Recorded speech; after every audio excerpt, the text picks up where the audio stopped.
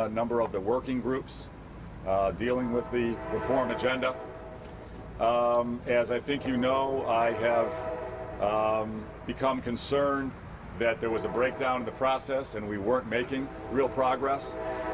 A member of the legislature in the Workers' Comp Reform Working Group made the statement over a week and a half ago that causation is now officially off the table, according to leaders. When that statement was made, I felt, well, there's a reversal. That's a sign that there hasn't been real good faith discussion going on, because workers' comp reform really can't happen without causation being a fundamental part of it. We've been talking about it for months prior, and that was taken off the table 2 weeks ago. And I said, you know, this is not sure we've had sincere negotiations going on. And then we all, you and I, we've all heard from the Speaker that really there's not an interest in talking about major reforms. There's an interest in passing an unbalanced budget and trying to push a significant tax hike onto the people of Illinois. For me, that is completely unacceptable. It's unreasonable. We've already had phony budgets in the past. I cannot sign a fake budget, a phony budget, an out-of-balance budget. The people of Illinois deserve better. And the people of Illinois do not deserve to get a major tax hike forced on them without major structural reform in the state. Today, for the first time in several weeks, I heard some comments that reform will now start to be considered again. That's good news. I hope they're sincere in those comments. I haven't seen it in actions yet. But I'm hopeful. I will continue to work with legislators trying to get major, significant, real reform done. I reminded the legislators I live here now. I'll be in Springfield all summer. But I will meet with legislators here in Springfield. I'll meet them in Decatur. I'll meet them in Peoria. I'll meet with them in Chicago. I'll meet with them wherever they prefer. I will not call a special session. Special sessions cost taxpayers more money. They cost, I've been told, roughly $22,000 extra per day. I do not want that put on the taxpayers of Illinois.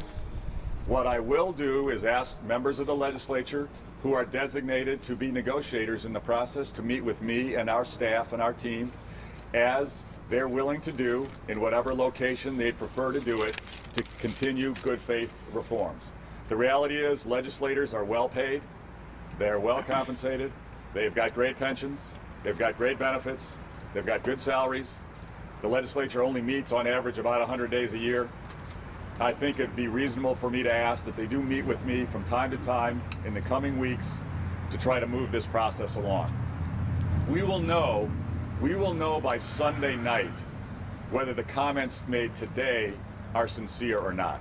If they really are sincere about making significant reforms, we'll know by Sunday night. I heard some comments that, well, reform is now interesting to us, but we didn't have enough time, or we don't have enough time. Let me be clear, that's baloney. We have been talking about these issues for months, and we have, in the spirit of compromise, taken many significant reforms off the table. We have winnowed down and eliminated many, many reforms in the spirit of compromise to try to get something done in conjunction with passing a truly balanced budget. There has never been true effort at compromise coming the other way. There are now statements today that they're willing to talk about compromise, but we'll know by Sunday night. We'll either have a deal Sunday night or we won't. And anybody who says, well, we didn't have enough time, that's baloney. That's wrong. We've had plenty of time, and every issue we're discussing now has been vetted in detail for a long time. So we'll know by Sunday night. I'm cautiously optimistic. I love to work. I don't have to sleep this weekend. I'll be here all weekend. Our staff will be here all weekend. We're not going anywhere, and we've got until midnight, and we're going to try to get major reform done as part of a truly balanced budget. I'm cautiously optimistic, but we've got some challenges. Governor, what kind of deal? Charles? What kind of deal by Sunday night? That's the first part of the question. And can you confirm that your political arm will begin an advertising blitz of sorts to push your agenda? Well, CT, I can't really comment right now on either of those issues. I don't want to negotiate through the media. I don't think that's appropriate. We'll negotiate with the legislators directly, as we have been for many weeks. As I said, we have tried to compromise. We have backed off of so many issues that actually could make a major difference for the people of Illinois. Yeah, and here's the core issue. We can't tax our way out of our problems. We need structural reform, and we have to grow. We are not creating high-quality jobs. Employers have been leaving. We have had phony budgets, out of control spending, and we need the structural reform to change those things. We can't just raise taxes, and that's what we'll continue to push. Of Yes, the Doug. five items that you put out last week, have you taken any of those off the table at this point? Again, I'm not going to negotiate through the media. We have shown an incredibly flexible willingness to compromise, and that will continue to be the case. I will always try to negotiate. I will always try to compromise and be creative to get solutions, but we need major, real reform. What we cannot allow to happen is phony reform, or very limited reform that doesn't really move the needle. We cannot have that happen. Rauner, when you say that you know there'll be a deal, will that be just on your turnaround agenda items or a comprehensive deal on the budget and a possible tax increase also? Believe me, when we have a deal, we're all going to know it. We'll continue to work 24/7 to try to get a major compromise package. We're always willing to negotiate, always willing to compromise, and we'll continue. Why was this the first leaders meeting in 2 months, though? I mean, if you've been willing to compromise. I've had discussions with the leaders much more than in these 2 months. I mean, we've had many discussions. Have you scheduled suggestion that property tax reform is one of the must-have items? Again, I'm not going to negotiate in the media. Let me be clear though. Property taxes are the #1 tax problem in the state. Property taxes, along with workers' comp, are the top 2 issues damaging our competitiveness of our economy.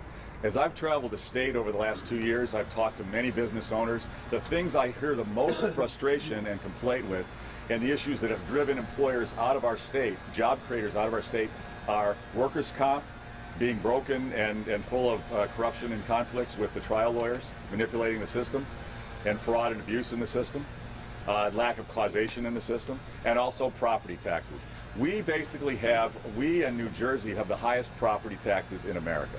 We're just a hair under New Jersey, but basically we're tied for the highest property taxes. It's our #1 tax problem. It's punishing our homeowners. I've talked to families in the state who've had to sell their homes because they can't afford the property taxes anymore. We have got to get a handle on our property taxes. And when we talk about a property tax freeze, it needs to be real. Other states have done what I consider phony property tax freezes or caps, where we end up just going through those because they haven't taken on the structural reason that property taxes are so high. We've got to take that on. We need local control of the issues that drive costs high in local government and local schools. That's the key to getting a handle on property taxes, and that's real property tax reform. Governor, what's going to happen if you don't get something a question that does have anything to do with the budget. A union leader has told me that he believes that you have taken the mansion rehabilitation restoration process out of the Capital Development Board so that you can pay for the renovations with non-union labor, non-prevailing wage. Let me ask you this. Will you be paying for this renovation with union labor, with prevailing wage? Will it go through the purview of the Capital Development Board? I will leave that question to the board that's been assembled to raise money and take the bids and the contracting process for the mansion renovation. I don't think it's appropriate for me to talk about their plans right now. You're the one that started. What's going to happen? Thanks, Governor. What's going to happen Monday morning if you don't have a deal you like by Sunday night?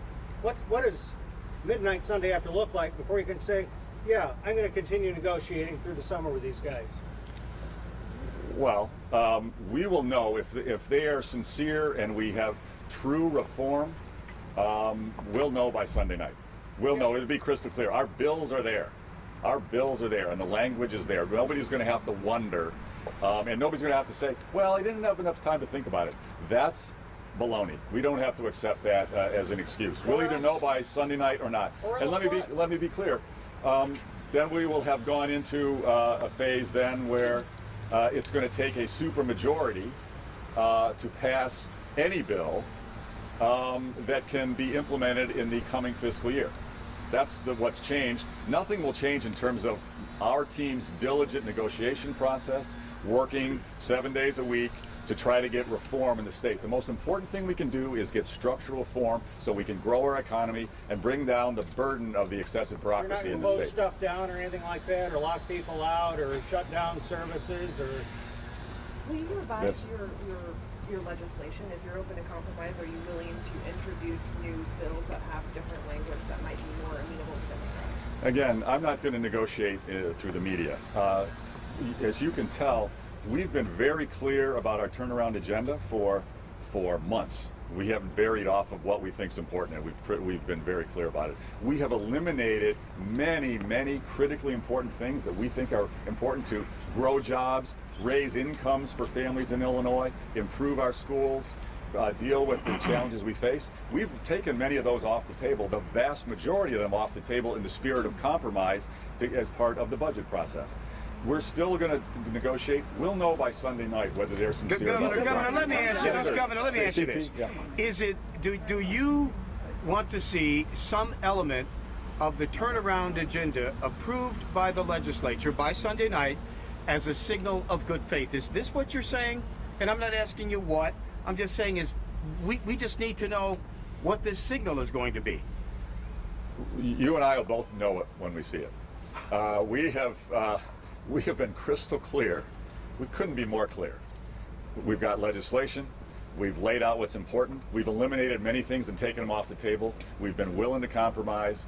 And if they're sincere about reforms, we'll know Sunday night. You'll know and I'll know. Governor, Yes, sir. you- Yes, sir. Governor, you've said you're not going to negotiate in the media, but one thing is a lot of negotiations have been behind closed doors. How much, if any of these negotiations, will the public see in either the General Assembly, in any sort of public debate? Well, you've actually seen a lot. Much of what you've seen has been phony.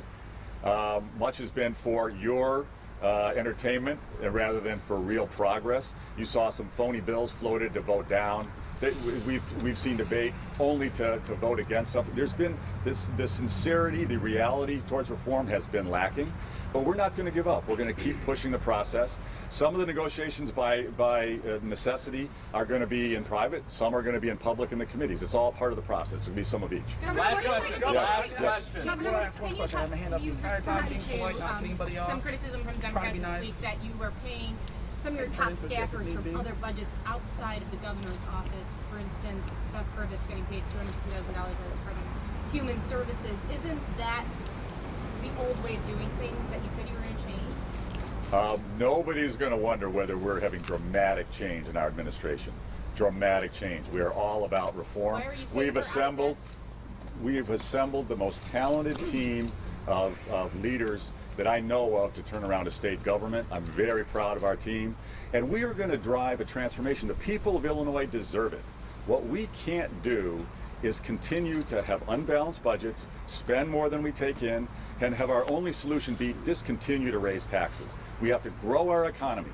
We have to invest in the most important priorities and have discipline, financial discipline. You know, the number one concern after workers' comp reform and property taxes is just a lack of confidence that the business community has in the financial stability of the state and frankly of the city of Chicago. We've got to take these issues on. We've got to focus like a laser. You guys saw, look how many bills got passed here in recent weeks. We now know what our official state pie is, okay? Now, it's nice that folks want to pass bills on things. We have a financial crisis. We have an unbalanced budget. We have an economy that's bleeding jobs. We've lost 300,000 manufacturing jobs in Illinois over the last 15 years. We've lost 97,000 union jobs in the last 10 years. We need jobs. We need quality jobs, whether they're union or non-union, it doesn't matter. All jobs are good. We need to push a growth agenda, and we need to shrink the bureaucracy and bring back the confidence of the business community if we're going to solve any of our problems. And anybody who says those reforms are not related to the budget, that's baloney.